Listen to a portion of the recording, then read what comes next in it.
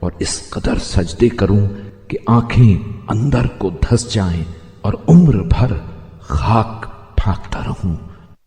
اور زندگی بھر گدلا پانی پیتا رہوں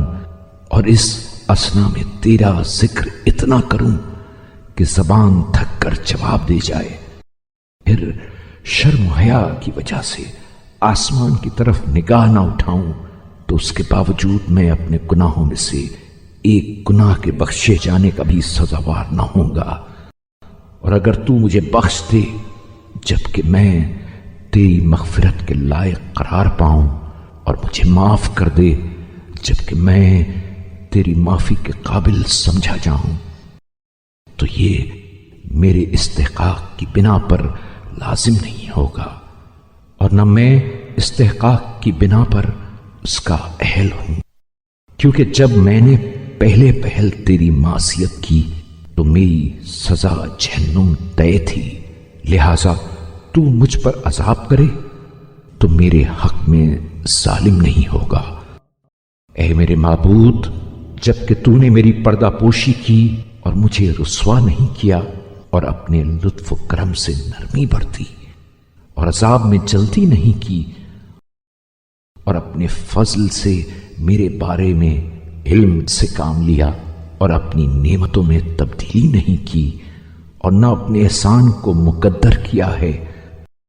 تو میری اس طویل تضرع زاری اور سخت احتیاج اور موقف کی بدحالی پر رحم فرما۔ اے اللہ،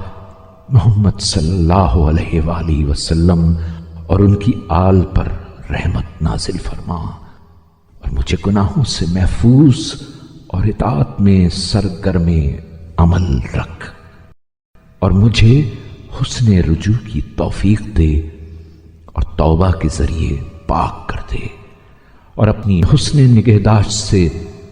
نصرت فرما اور تندرستی سے میری حالت سازگار کر اور مغفرت کی شیرینی سے کام و دہن کو لذت بخش اور مجھے اپنے عفو کا رہا شدہ اور اپنی رحمت کا آزاد کردہ قرار دے اور اپنے عذاب سے رہائی کا پروانہ لکھ دے اور آخرت سے پہلے دنیا ہی میں نجات کی ایسی خوشخبری سنا دے جسے واضح طور سے سمجھ لوں